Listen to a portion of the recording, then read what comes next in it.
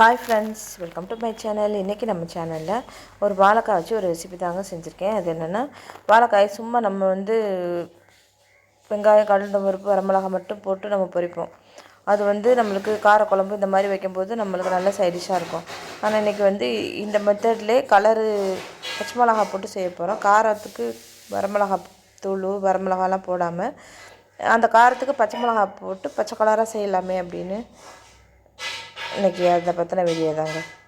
அதுக்கு நான் ஃபஸ்ட்டு வாழைக்காயை ஒரு பெரிய சைஸ் மீடியம் சைஸ் வாழைக்காய் 3 எடுத்திருக்கேன். அதை இந்த மாதிரி நான் கட் பண்ணி எடுத்து வச்சுருக்கேன். அதில் கொஞ்சம் மஞ்சத்தூள், உப்பும் போட்டு நம்ம ரொம்ப வேகிற அளவுக்கு மட்டும் தண்ணி ஊற்றி நம்ம வேக வைக்கணும். ஏன்னா தண்ணியை நமக்கு இருக்காமல் அது அதிலே வெந்ததுக்கப்புறம் அப்படியே எடுத்துகிட்டு நம்ம அப்படியே தாளித்து விட போகிறோம். அவ்வளோதான். இது நம்மளுக்கு சாம்பார் சாதம் எல்லாத்துக்குமே இது நல்லாயிருக்கும். அதுக்கு ஒரு மிக்ஸி ஜாரில் ஒரு மசாலா அரைச்சிக்க போகிறோம். என்னென்னா, நான் ஃபஸ்ட்டு இப்போ தான் இஞ்சி பூண்டு பேஸ்ட்டு அரைச்சதுனால அதே மிக்ஸி எடுத்துக்கிட்டே இஞ்சி பூண்டு பேஸ்ட்டு அதில் கொஞ்சம் இருக்குது. அதோட ஒரு சின்ன ஒரு 1/2 ஸ்பூன் 1/4 ஸ்பூனுக்கிட்ட தான் இருக்கும். அது போதும். இஞ்சி போடணும்னு அவசியம் கிடையாது. அதை இஞ்சி கொஞ்சம் லேசாக சின்ன துண்டு போட்டுக்கிட்டால் போதும். பூண்டு, சோம்பு, சீரகம், தேவையான அளவு பச்சை மிளகா அவங்க காரத்துக்கு தகுந்த அளவு பச்சை மிளகா. நான் ஒரு 5 மிளகா போட்டிருக்கேன். போட்டுட்டு இதை நம்ம மிக்சியில் நைஸாக அரைக்கக்கூடாது. ஓரளவுக்கு குறன்னு இருந்தால் போதும். அந்த மாதிரி அரைச்சிக்கணும். இப்போ பாருங்கள், தண்ணியெல்லாம் இந்த மாதிரி வற்றிடுச்சு. இதை அப்படியே எடுத்து வேறு பாத்திரத்தில் வச்சுட்டு நம்ம இதே கடாயிலே நம்ம தாளித்து விட்டுறலாம்.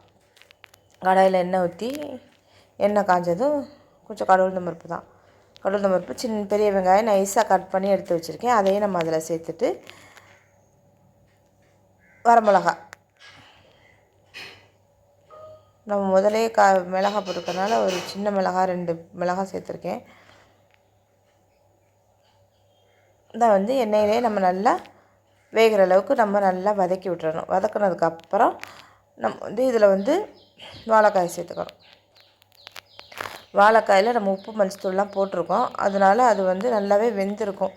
நம்மளுக்கு இந்த மசாலாவோட சேர்ந்து வரணும். அதனால் அடுப்பை லோ ஃப்ளேம் இல்லைன்னா மீடியம் ஃப்ளேமில் வச்சுக்கிட்டே இதை போட்டு கிண்டுங்க.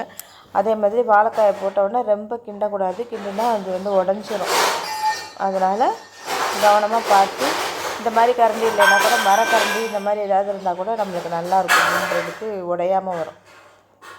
இந்த கரண்டி எடுத்துகிட்டேங்கிறதுனால இதில் செஞ்சேன். எனக்கும் உடையலை. இருந்தாலும் நீங்கள் அப்படி யூஸ் பண்ணிங்கன்னா வாழைக்காய் எதுவும் உடஞ்சி போகாமல் நல்லாயிருக்கும். அவ்வளோதான். ஒரு கிண்டிட்டு நம்ம அந்த அரைச்சி வச்சுருக்க பேஸ்ட்டை இதில் சேர்த்துக்க வேண்டியதுதான். அதில் தேவைப்பட்டால் ஒரு சில்லு கண்டிப்பாக போடலாம். ஒரு சில்லு தேங்காய் சேர்த்தே அரைச்சிக்கோங்க. தேங்காய் போடலை, ஆனால் தேங்காய் போட்டு அரைச்சா இன்னும் டேஸ்ட்டாக தான் இருக்கும். 1-2 தான் அரைச்சிருக்கேன். பல்ஸில் போட்டு நம்ம அரைக்கும்போது நல்லாயிருக்கும். ஒரு பச்சை மிளகா மட்டும் அரையாமல் இருந்துச்சு, அதை எடுத்துட்டேன்.